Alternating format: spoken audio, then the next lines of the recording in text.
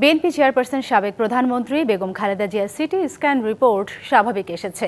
এছাড়া রাতে মেডিকেল বোর্ডের সাথে বৈঠক করেছেন তার পুত্রবধূ ডাক্তার জুবাইদা রহমান। এদিকে চিকিৎসার জন্য খালেদা জিয়াকে লন্ডন নিতে যে এয়ার অ্যাম্বুলেন্স ভাড়া করা হয়েছে তা আগামীকাল সকালে শাহজালাল আন্তর্জাতিক বিমানবন্দরে নামার অনুমতি পেয়েছে। বেসামরিক বিমান চলাচল কর্তৃপক্ষ সূত্রে জানা গেছে, চাইলে সেদিন রাত 9টায় ঢাকা ত্যাগ করতে পারবে।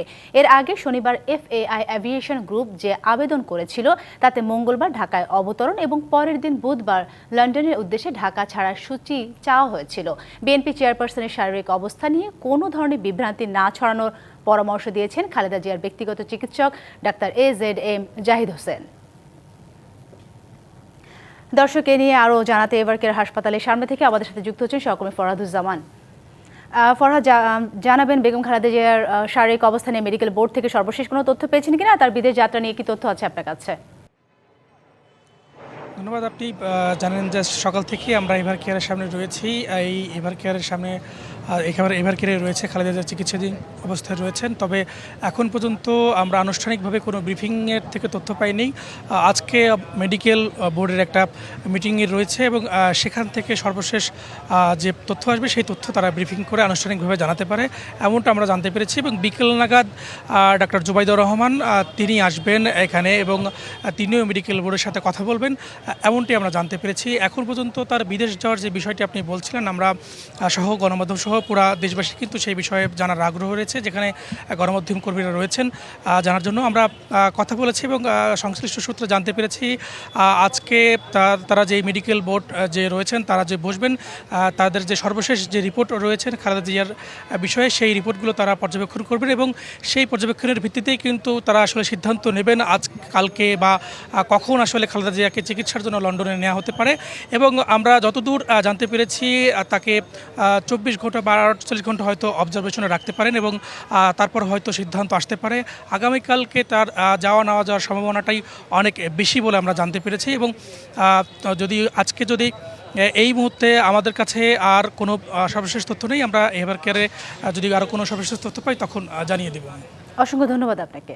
নীতি আদর্শ ছাড়াই ধর্মের নামে রাজনীতি করছে একটি দল, এমন মন্তব্য করে বিএনপি নেতা সালাউদ্দিন আহমেদ বলেছেন, জামায়াতের মতো বিএনপি ধর্মের নামে ট্যাবলেট বিক্রি করে না, আর্থসামাজিক উন্নয়নে বিশদ পরিকল্পনায় এগোয়। ধর্মের নামে বিভ্রান্তি না হতে জনগণের প্রতি আহ্বান জানান নেতারা। সোমবার সকালে রাজধানীর কৃষিবিদ ইনস্টিটিউশনে বিএনপির দেশ করার পরিকল্পনা শীর্ষক কর্মসূচিতে উপস্থিত হন বিএনপি নেতারা। আমরা স্বৈরাচার বিরোধী সামরিক গণতন্ত্র প্রতিষ্ঠায় যারা বাধা সৃষ্টি করবে, জনগণ তাদের প্রত্যাখ্যান করবে বলে মন্তব্য করেন তারা। বলেন, তত্ত্বাবধায়ক সরকার, গণমাধ্যম, বিচার বিভাগের স্বাধীনতা সহ গণতন্ত্রের ভিত্তি রচনা করেছে বিএনপি। আমরা তো কেবল ধর্মের একটা ট্যাবলেট বিক্রি করতে চাই না, আমরা চাই জনগণের কল্যাণের জন্য, অর্থনৈতিক মুক্তির জন্য আমাদের সুষ্ঠু পরিকল্পনা কি আছে সেটা জনগণের সামনে রাখা। যদি আমরা রাষ্ট্র পরিচালনার ক্ষেত্রে আগের থেকে পরিকল্পনা প্রণয়ন না করি, তাহলে আমরা ফেল করার জন্যই পরিকল্পনা করলাম। এখন এই কথাটা তো আমাদের ধর্ম ব্যবসায়ী বন্ধুদের উদ্দেশ্যে বলা হয়ে গেল মনে হয়। তারা কেবলই বলছে যে এখানে একটু মার্কাতে ভোট দিলে তরতরাইয়া জান্নাতে যাবে, তার আগে ইহকালে কিভাবে চলবে এর কোনো বক্তব্য নাই। একই অনুষ্ঠানে বিএনপির আরেক নেতা রুহুল কবির রিজভী অভিযোগ করেন, ধর্মের নামে মানুষকে বিভ্রান্ত করছে জামাত। পাদ্রী সাহেবের বা পোপের একটা চিঠি পাওয়া যায়, তাহলে সরাসরি স্বর্গে চলে যাবে, তার অনেক পাপ, সেখান থেকে কিছু পাপ কমে যাবে। ঠিক সে জিনিসটি এখন জামাত ইসলাম করছে, অর্থাৎ তারা ইউরোপের মধ্যযুগকে, অন্ধকার যুগকে ফিরিয়ে নিয়ে আসতে চাচ্ছে। জামাত ভোট আর রাজনীতির জন্য জান্নাতের টিকিট বিক্রি করছে বলেও উল্লেখ করেন। কেউ বলতে পারে না কে বেহেশতে যাবে কে দোজখে যাবে, এটা according to religion, according to ইসলাম কেউ বলতে পারে না। কিন্তু ধর্মে ভোটের জন্য, রাজনীতির জন্য কোন রাজনৈতিক দল এগুলো ব্যবহার করছে। Afrin Anwar, DBC news, Dhaka. জামায়াত নয়, নির্বাচন এলে যারা তসবিহ নিয়ে ঘোরে তারাই ধর্ম নিয়ে ব্যবসা করে, এমন মন্তব্য করেছেন জামায়াতে ইসলামের আমির ডাক্তার শফিকুর রহমান। সোমবার ইউরোপীয় ইউনিয়নের ঢাকাস্থ দূতাবাসে 8 দেশের দূতদের সাথে সৌজন্য সাক্ষাৎ শেষে এই মন্তব্য করেন তিনি আরও বলেন, জাতীয় নির্বাচন পেছানো জামায়াতের কাম্য নয়। কোনো কারণে ফেব্রুয়ারিতে নির্বাচন পেছালে দেশ গভীর সংকটে পড়বে। 8 দেশের রাষ্ট্রদূতদের জামায়াত আমির জানান, একই দিনে জাতীয় নির্বাচন ও গণভোট নিয়ে শঙ্কা আছে, তাই আলাদাভাবে করার পক্ষে জামায়াত। তারা ক্ষমতায় গেলে কখনো দুর্নীতি করবে না আর দুর্নীতিকে প্রশ্রয় দেবে না বলেও জানান ডাক্তার শফিকুর রহমান।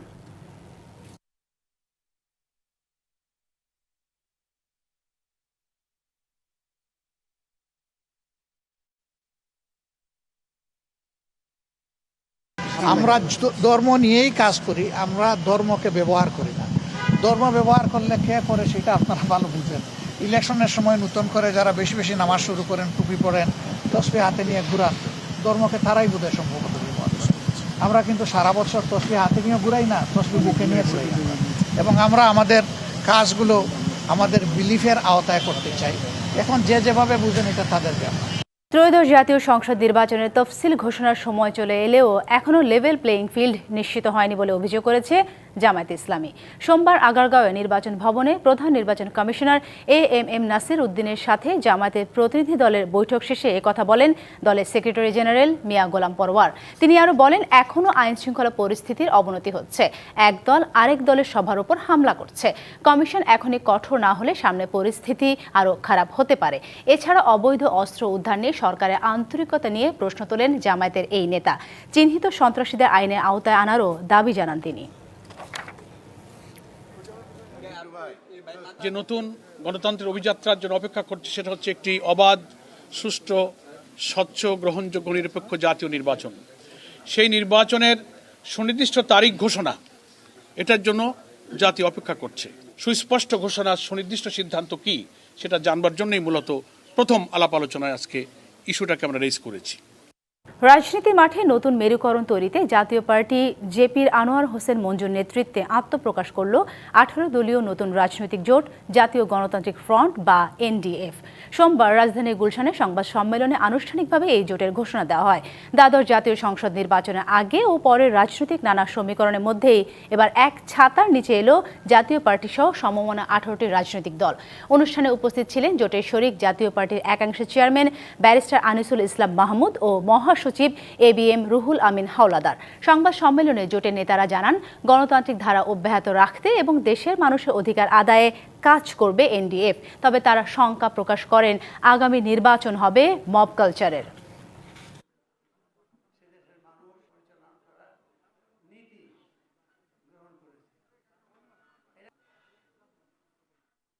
আল্লাহ তাআলা আমাদেরকে সুযোগ দিয়েছে সেবা করার জন্য। কার সেবা, কার স্বার্থ? আমাদের স্বার্থ না অন্য কারো স্বার্থ? অতীতের ইতিহাস থেকে যদি আমরা শিক্ষা নিতে না পারি, অতীতে যে নির্বাচনের সময় আমরা যেসব ভুল করেছি তার থেকে যদি শিক্ষা নিতে না পারি, তাহলে আমরা আবার ভুলের দিকে। আমরা চাই একটা সভ্য গণতান্ত্রিক প্রক্রিয়া। সুষ্ঠু নির্বাচনের জন্য সব প্রস্তুতি নিয়ে রেখেছে আইন শৃঙ্খলা বাহিনী, জানালেন স্বরাষ্ট্র উপদেষ্টা জাহাঙ্গীর আলম চৌধুরী। তবে নির্বাচনের আগে বেআইনি কাজ বন্ধ হয়ে যাবে এমন ম্যাজিক তার হাতে নেই বলেও জানান তিনি। সচিবালয়ে আইন শৃঙ্খলা সংক্রান্ত কোর কমিটির বৈঠক শেষে একথা জানান তিনি। আমাদের নির্বাচনের প্রস্তুতি মাশাআল্লাহ খুবই ভালো। সব বাহিনীগুলি কিন্তু তাদের প্রশিক্ষণ চালিয়ে যাচ্ছে। শুধু সুস্থ না, তারপরে ক্রেডিবল একটা নির্বাচন, উৎসব মুখর একটা নির্বাচন, এটার জন্য যত ধরনের প্রস্তুতি দরকার সবকিছু নিচ্ছে। ইলেকট্রিসিটির ক্ষেত্রে বলছি যে প্রতিটা কেন্দ্রে যেন ইলেকট্রিসিটির ব্যবস্থা থাকে। ট্রাইব্যুনালে প্রথমবারের মতো ক্যামেরার ট্রায়ালের মাধ্যমে হলো রাষ্ট্রপক্ষের সাক্ষ্য গ্রহণ। সাক্ষীর পরিচয় গোপন রাখা ও সুরক্ষা নিশ্চিতে গণমাধ্যম কর্মীদের প্রবেশাধিকার রাখা হয়নি বলেও জানান চিফ প্রসিকিউটর তাজুল ইসলাম। আওয়ামী লীগ নেতা মাহবুব উল আলম হানিফ সহ 4 জনের বিরুদ্ধে দায়ের করা মামলায় হয় এই ট্রায়াল। এদিন সাবেক আইনমন্ত্রী আনিসুল হক সহ সাবেক মন্ত্রী, রাজনীতিবিদ, বিচারপতি ও আমলাসহ 18 জনের বিরুদ্ধে মানবতা বিরোধী অপরাধ মামলার তদন্ত শেষ করতে তদন্ত সংস্থাকে 9 ফেব্রুয়ারি পর্যন্ত সময় দেয় ট্রাইব্যুনাল। এদের মধ্যে 4 জনের তদন্ত প্রতিবেদন এরই মধ্যে আদালতে দাখিল করা হয়েছে। যে যারা এই ট্রাইব্যুনালের সাক্ষী হবেন তাদের নিশ্চয়তা বিধান করার দায়িত্ব রাষ্ট্রের এবং আদালতের। সেই আঙ্গিকে কোনো সাক্ষীকে ভয়ভীতি যাতে না দেখানো যায়, তার পরিস্থিতি আইডেন্টিটি যাতে সমাজের সবার সাথে উন্মুক্ত না হয়, ভবিষ্যতে অন্য কোনো সাক্ষীরা সাক্ষ্য দিতে যাতে কোনো থ্রেট ফিল না করেন, সেই ব্যবস্থার জন্যই উইটনেস প্রোটেকশনের আন্ডারে এই ধরনের প্রসিডিংসটা আজকে চলছে। নিঃশর্ত ক্ষমা চাওয়ায় আদালত অবমাননার অভিযোগ থেকে বিএনপি নেতা অ্যাডভোকেট ফজলুর রহমানকে অব্যাহতি দিয়েছে ট্রাইব্যুনাল। এ সময় জুলাই গণ অভ্যুত্থানের সময় সংঘটিত মানবতা বিরোধী অপরাধের বিচারিক প্রক্রিয়া নিয়ে মন্তব্য করার সময় সতর্ক থাকার আহ্বান জানান ট্রাইব্যুনাল 1-এর চেয়ারম্যান বিচারপতি মোহাম্মদ গোলাম মর্তুজা মজুমদার। এদিন ফজলুর রহমানের পক্ষে শুনানি করেন বিএনপির শীর্ষ আইনজীবীরা। সম্প্রতি একটি বেসরকারি টেলিভিশন চ্যানেলের টক শোতে ট্রাইব্যুনালে বিচার মানি না বলে মন্তব্য করেন অ্যাডভোকেট ফজলুর রহমান। বিষয়টি ট্রাইব্যুনালের নজরে আনে রাষ্ট্রপক্ষ। পরে 26শে নভেম্বর তার বিরুদ্ধে আদালত অবমাননার অভিযোগ দায়ের করা হয়।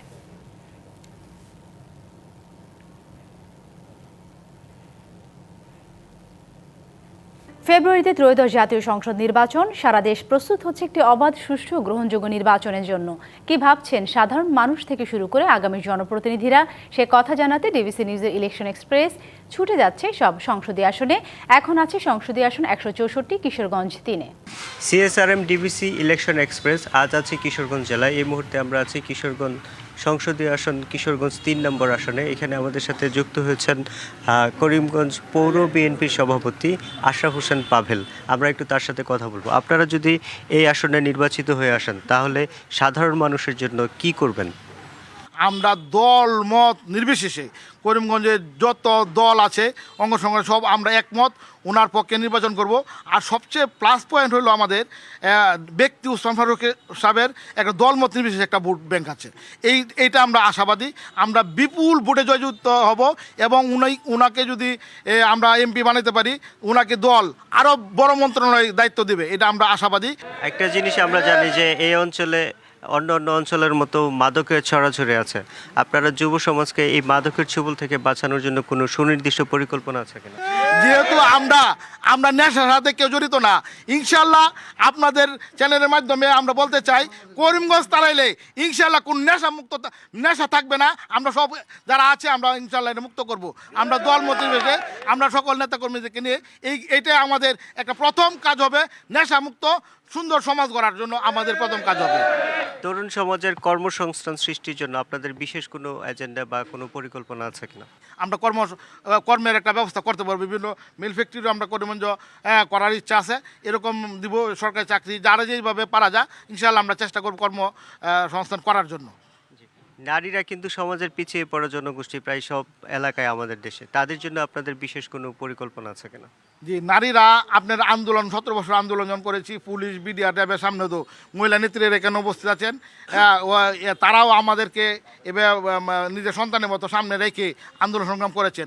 অবশ্যই আমরা সারা বাংলাদেশে আপনারা লক্ষ্য করে দেখবেন বিসিএস ক্যাডারেও নারীরা অনেক আগায় আছেন, বিভিন্ন চাকরিতেও নারীরা অনেক আগায় আছেন, সে প্রাইমারি স্কুলের চাকরিতেও নারীরা অনেক আগায় আছেন।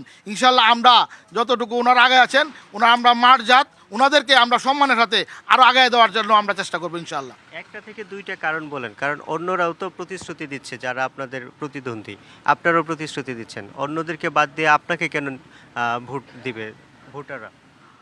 বিশেষ করে সারা বাংলাদেশের কথা আমি বলতে পারবো না, করিমগঞ্জের কথা আমি বলি। আমাদের সাবেক সফল শিক্ষামন্ত্রী মহোদয় উনি যখন 5 বছর ক্ষমতা ছিলেন, উনার মাধ্যমে কোনো আওয়ামী লীগ, জাতীয় পার্টি, কোনো দলের নেতাকর্মী কোনো ক্ষতি হয় নাই। এটা আশা করি আমরা যারা তার নেতাকর্মীরা আমরা যারা আছি আমরা ওই কাজটা করি নাই। আপনার 1 বছর 15 মাসের মতো স্বাধীন হয়েছে এই দেশটা। এই 15 মাসের মধ্যে কিশোরগঞ্জ জেলার মধ্যে এইটা করিমগঞ্জ মনে একটা মডেল। কোনো আওয়ামী লীগ নেতাকর্মী বা কারো বাড়ি ঘরে আমরা কোনো হামলায় নাই, কোনো ব্যবসা হামলায় নাই। আমাদের নেতা ডক্টর উসমান ফারুক সাহেব, আমাদের নেতা তারেক রহমান সাহেব যেভাবে নির্দেশনা দিয়েছেন আমরা সকল নেতাকর্মীকে নিয়ে আমরা ঐক্যবদ্ধ আছি।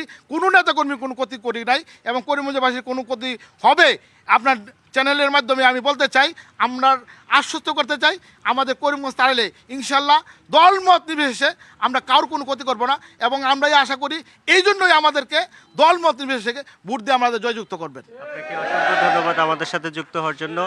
ডিবিসি নিউজ ইলেকশন এক্সপ্রেস আজ সারাদিন থাকবো এই কিশোরগঞ্জ জেলায়। পরবর্তী সংবাদে নতুন কোনো প্রার্থীর সাথে আবার দেখা হবে। সে পর্যন্ত আমাদের সাথে থাকুন, ভালো থাকুন। রাজধানী মোহাম্মদপুরের শাহজাহান রোডে নিজ বাসায় মা ও মেয়েকে জবাই করে হত্যার ঘটনা ঘটেছে। সোমবার 10টার দিকে রাজধানীর শাহজাহান রোডের একটি বাসায় এই ঘটনা ঘটে। পুলিশ জানায় সকাল 10:30টার দিকে খবর পেয়ে ঘটনাস্থলে এসে গৃহকর্ত্রী লায়লা আফরোজের রক্তাক্ত মরদেহ পাওয়া যায়। তার আগেই মেয়ে নাফিজাকে মুমূর্ষ অবস্থায় হাসপাতালে নিয়ে যান স্বজনরা। পরে কর্তব্যরত চিকিৎসক তাকে মৃত ঘোষণা করেন। এই ঘটনার পর ঘটনাস্থলে ছুটে আসেন আত্মীয় স্বজন ও প্রতিবেশীরা। তাদের অভিযোগ, এই ঘটনায় জড়িত থাকতে পারে গৃহকর্মী। পুলিশ বলছেন সিসিটিভি ফুটেজ পর্যালোচনায় অভিযোগটি খতিয়ে দেখা হচ্ছে। রাজধানী মোহাম্মদপুরের ঘটনাস্থল থেকে যুক্ত হচ্ছেন সহকর্মী সাব্বির রোজ। রোজ, জানাবেন এই নির্মম হত্যাকাণ্ডের পিছনে কারণ কি বা কেনই বা এই ঘটনা ঘটলো, কারা ঘটলো সে বিষয়ে পুলিশ কি বলছে? ধন্যবাদ সাথী। প্রাথমিকভাবে পুলিশ আমাদেরকে যেটি জানিয়েছে যে এই ঘটনার আসলে তদন্ত চলমান। আপনি জানেন ঘটনাটি কিছুক্ষণ আগের হয়, বিভিন্ন বাহিনী আসছেন, বিভিন্ন তদন্ত সংস্থাগুলো আসছেন, আলামতগুলো সংগ্রহ করছেন। আমরা ঠিক বাসাটির সামনে রয়েছি। আপনি এটি হচ্ছে শাহজাহান রোডের 32/2 নম্বর বাসা। এই বাসার 8ম তলায় এই নির্মম ঘটনাটি ঘটেছে। মা ও মেয়েকে হত্যার মতো যে নির্মম ঘটনা, ঘটনাটি করেছে পুলিশ। তা হচ্ছে যে এই বাসায় বিষয়গুলো লক্ষ্য করেছে পুলিশ। তা হচ্ছে যে এই বাসায় রয়েছে তিনি আজ সকাল 7টায় প্রবেশ থেকে 9:30টার মধ্যে যান, 9টা থেকে 9:30টার মধ্যে। তো যিনি কর্তা, মানে নিহতের বাবা বা নিহতের স্বামী, তিনি ছিলেন স্কুলে। তিনি রাজধানীর উত্তরার একটি স্কুলের অধ্যক্ষ। তো তিনি স্কুলে থাকায় শুধু মা ও মেয়ে থাকে এবং এর পরবর্তীতে এই ঘটনাটি হয়। পরিবারের যেটি বলছেন যে তাদের অভিযোগের তীর আসলে এখন পর্যন্ত এই ধরনের কোনো কিছু জানানো হয়নি। তবে তদন্ত সাপেক্ষে তারা কারা দোষী তাদের বিচার নিয়ে আসার তাদের নাম প্রকাশ করবেন। সাথে এখন পর্যন্ত এই ছিল সর্বশেষ। ধন্যবাদ আপনাকে। ভারত থেকে আমদানি খবরে একদিনের ব্যবধানে পেঁয়াজের দাম কমতে শুরু করেছে। এরই মধ্যে কেজিতে 20 থেকে 25 টাকা কমেছে। পাইকারি বাজারে মন প্রতি দাম কমেছে 2000 থেকে 2500 টাকা। এদিকে হঠাৎ দাম কমে যাওয়ায় পুঁজি হারানোর শঙ্কায় পেঁয়াজ চাষি ও ব্যবসায়ীরা। বাজারে উঠতে শুরু করেছে মুড়ি কাটা পেঁয়াজ। এই ভরা মৌসুমে ভারত থেকে পেঁয়াজ আমদানির ঘোষণায় অস্বাভাবিকভাবে কমেছে দাম। মাত্র একদিনের ব্যবধানে প্রতি কেজি পেঁয়াজের দাম কমেছে 20 থেকে 25 টাকা। পাইকারি বাজারে যে পেঁয়াজের দাম ছিল মানভেদে 130 থেকে 140 টাকা, তা বর্তমানে বিক্রি হচ্ছে 110 থেকে 120 টাকায়। আর খুচরায় বিক্রি হচ্ছে 120 থেকে 130 টাকা। এদিকে বাজারে আসা নতুন মুড়ি কাটা পেঁয়াজ মানভেদে পাইকারিতে বিক্রি হচ্ছে 60 থেকে 65 টাকা কেজি, যা খুচরা বাজারে 65 থেকে 70 টাকা। পেঁয়াজের এই দরপতনের জন্য ভারতীয় পেঁয়াজের আমদানিকেই দায়ী করছেন ব্যবসায়ীরা।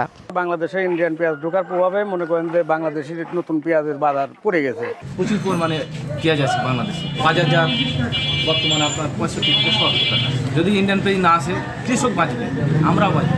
এদিকে হঠাৎ দাম কমে যাওয়ায় লোকসানের শঙ্কায় চাষি। আমাদের এই পেঁয়াজ আসলে পরে আমাদের পেঁয়াজের দাম কমে যাবে, আমরা লোকসান খাবো। 5000 5,500 টাকা ভারতের থেকে পেঁয়াজ আসলে আমাদের পেঁয়াজ বিক্রি হবে 2500 2000, আদা আদি ক্ষতি হয়ে গেল না আমাদের। এখন যদি আপনার এই সময় যদি আপনার এলসি পেঁয়াজ দেন তাহলে আপনার গাড়িস্তরা আর আবাদ করতে যাবে না, কি কামে এত লস দেওয়া যাবে না। তবে দরপতনকে স্বাভাবিক বলছে ভোক্তা অধিকার। প্রতিদিনই এই 3 দিনের ব্যবধানে আমি যদি বলি, 3 দিনই কিন্তু আমার কাছে স্ট্যাটিস্টিক্স অনুসারে 3 দিনই কমে যাচ্ছে। পেঁয়াজের যথেষ্ট আমাদের কাছে যথেষ্ট পরিমাণে পেঁয়াজ আছে এবং কৃষকরাও দাম পাচ্ছে। ন্যায্য মূল্য না পেলে পেঁয়াজ আবাদে আগ্রহ কমবে বলছেন চাষি। Sheikh Nigar Sultana, DBC news desk. Chattogram বন্দর থেকে প্রতিদিন 2 থেকে 2.5 কোটি চাঁদাবাজি হয়। এসব বন্ধের উদ্যোগ নেওয়ায় বন্দর বিদেশিদের পরিচালনায় দেওয়াকে বাধা দিচ্ছে একটি চক্র, এমনটা জানিয়েছেন নৌ পরিবহন উপদেষ্টা brigadier M Sakhawat Hossain. Truck দাঁড়ানো, দিনের পর দিন দাঁড়ানো, যেটা জায়গা না, কেউ না কেউ চাঁদা নিয়েছে এখান থেকে। আমি আনুমানিক বলতে পারবো না, তবে আনুমানিক 2 থেকে 2.5 কোটি টাকা প্রত্যেকটা দিন। আপনি বন্দরে যে জিজ্ঞেস করেন তারা আরো বেশি বলবে। তো চিটাগাং পোর্টটা হচ্ছে একটা মানে এই সোনার ডিম পাড়ার মুরগির মতো আছে, তাড়াতাড়ি জবাই করো, সবগুলো বের করে খেয়ে ফেলো। জামায়াত নয়, নির্বাচন এলে যারা তসবি নিয়ে ঘোরে তারাই ধর্ম নিয়ে ব্যবসা করে, এমন মন্তব্য করেছেন জামায়াতের আমির ডাক্তার শফিকুর রহমান। তার শঙ্কা, কোনো কারণে নির্বাচন পেছালে দেশ গভীর সংকটে পড়বে। আর সিইসির সাথে বৈঠকে দলটির অভিযোগ করেছে, নির্বাচনের তফসিল ঘোষণার সময় চলে এলেও এখনও লেভেল প্লেইং ফিল্ড নিশ্চিত হয়নি। সোমবার আগারগাঁয়ে নির্বাচন ভবনে প্রধান নির্বাচন কমিশনার এএমএম নাসির উদ্দিনের সাথে বৈঠক করে জামায়াতের প্রতিনিধি দল। বৈঠক শেষে কথা বলেন দলের সেক্রেটারি জেনারেল মিয়া গোলাম পরোয়ার। তার অভিযোগ, আইন শৃঙ্খলা পরিস্থিতির অবনতি হচ্ছে, নিশ্চিত হয়নি লেভেল প্লেইং ফিল্ডও। যে নতুন গণতন্ত্রের অভিযাত্রার জন্য অপেক্ষা করছে সেটা হচ্ছে একটি অবাধ, সুষ্ঠু, স্বচ্ছ, গ্রহণযোগ্য, নিরপেক্ষ জাতীয় নির্বাচন। সেই নির্বাচনের সুনির্দিষ্ট তারিখ ঘোষণা, এটার জন্য জাতি অপেক্ষা করছে।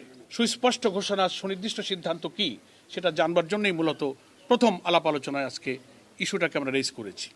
অন্যদিকে সোমবার ইউরোপীয় ইউনিয়নের ঢাকাস্থ দূতাবাসে ৮ দেশের দূতের সাথে সৌজন্য সাক্ষাৎ করেন জামাতের আমির ডাক্তার শফিকুর রহমান। সাক্ষাৎ শেষে বের হয়ে সাংবাদিকদের জানান, নির্বাচন পেছানো জামাতের কাম্য নয়। আমরা মনে করি যে ফেব্রুয়ারির ঘোষিত এই টাইমলাইনের ভিতরে নির্বাচন হওয়াই দেশের জন্য একান্ত প্রয়োজন।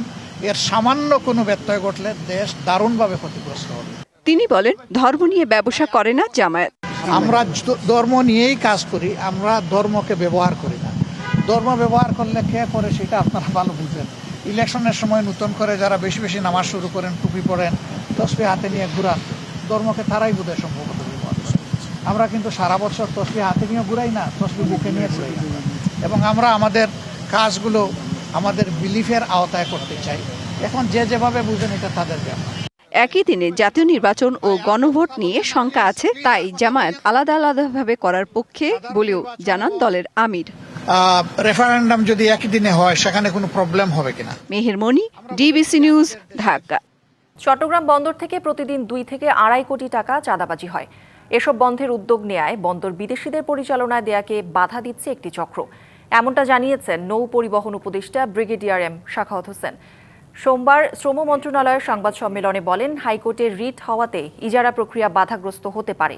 তিনি বলেন, হুমকি ধামকি দিয়ে লাভ নেই, দেশের জন্য যেটা লাভ হবে সেটাই করা হবে।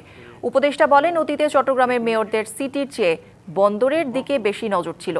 তার আশা, শ্রম আইন কার্যকর হলে আন্তর্জাতিক বাজার আরও সম্প্রসারিত হবে। বলেন, বিগত বছর বড় বড় বিনিয়োগ আসেনি, শ্রম মন্ত্রণালয় ঘুরে দাঁড়ানোর কারণ বিনিয়োগ বাড়ছে। ট্রাক দাঁড়ানো, দিনের পর দিন দাঁড়ানো, যেটা জায়গা না, কেউ না কেউ চাঁদা নিয়েছে সেখান থেকে। আমি আনুমানিক বলতে পারবো না, তবে আনুমানিক 2 থেকে 2.5 কোটি টাকা প্রত্যেকটা দিন। আপনি বন্দরে যে জিজ্ঞেস করেন তারা তো আরো বেশি বলবে। তো চিটাগাং পোর্টটা হচ্ছে একটা মানে এই সোনার ডিম পাড়ার মুরগির মতো আছে, তাড়াতাড়ি জবাই করো, সবগুলো বের করে খেয়ে ফেলো। নিয়োগবিধি সংশোধন ও বেতন বৈষম্য নিরসন সহ 6 দফা দাবিতে লাগাতার কর্মবিরতি ও অবস্থান কর্মসূচি পালন করছে বাংলাদেশ হেলথ অ্যাসিস্ট্যান্ট অ্যাসোসিয়েশন। সোমবার স্বাস্থ্য অধিদপ্তর প্রাঙ্গণে এই কর্মসূচিতে অংশ নেন দেশের 64 জেলার স্বাস্থ্য সহকারী, সহকারী স্বাস্থ্য পরিদর্শক ও স্বাস্থ্য পরিদর্শকদের এই সংগঠনের সদস্যরা। নেতারা জানান, নিয়োগবিধি সংশোধন, বেতন বৈষম্য নিরসন ও টেকনিক্যাল পদমর্যাদা প্রদান সহ 6 দফা দাবি যৌক্তিক বলে ঘোষণা করেও এই পর্যন্ত 5 বার আশ্বাস দিয়ে নানা অজুহাতে বাস্তবায়ন করা হয়নি। বাস্তবায়ন না হওয়া পর্যন্ত এই অনির্দিষ্টকালের কর্মবিরতি চলবে বলেও ঘোষণা দেন তারা। নরসিংদীর রায়পুরার চরাঞ্চল নীলক্ষায় আধিপত্য বিস্তার নিয়ে 2 গ্রুপের সংঘর্ষে গুলিবিদ্ধ হয়ে একজন নিহত হয়েছেন। আহত হয়েছেন উভয় পক্ষের অন্তত 10 জন। বেলা 11:30টার দিকে উপজেলার নীলক্ষার দড়িগাঁও এলাকায় এই ঘটনা ঘটে। নিহত মামুন মিয়া 15 দিন আগে কুয়েত থেকে দেশে আসেন। স্থানীয়রা জানান, দীর্ঘদিন আধিপত্য বিস্তারকে কেন্দ্র করে প্রয়াত শহীদ মেম্বার গ্রুপ ও ফেলু মিয়া গ্রুপের মধ্যে দ্বন্দ্ব চলছিল। সকালে স্থানীয় বাজারে ফেলু মিয়ার মেয়ের জামাই মামুনের সাথে বাগবিতণ্ডায় জড়ায় প্রতিপক্ষ। এক পর্যায়ে তার সংঘর্ষের রূপ নিলে গুলিবিদ্ধ হয়ে মামুন সহ কয়েকজন আহত হন। পরে আহতদের মধ্যে 3 জনকে উদ্ধার করে জেলা সদর হাসপাতালে নিয়ে গেলে চিকিৎসক মামুনকে মৃত ঘোষণা করেন। ইয়া লাগছে, সংঘর্ষ হয়েছে। ওনা আবার কুয়েত প্রবাসী, ওই গেছে ছোট ভাইরা আনতে, ওরে গুলি করে দিছে। আমরা বিচার চাই, যে গুলি করছে ওর ফাঁসি হোক। আওয়াল 45 বছর বয়স, ওনার 2 পায়ে ইনজুরির আঘাত আছে এবং হাতেও ইনজুরির আঘাত আছে। এটা খুব সম্ভবত ধারালো কিছুর আঘাত। ওনার ছেলেকে আমরা মৃত অবস্থায় পেয়েছি, তার পেটে একটি আঘাতের চিহ্ন আছে, যার কারণে অতিরিক্ত রক্তক্ষরণে তার মৃত্যু হয়েছে আমরা ধারণা করছি।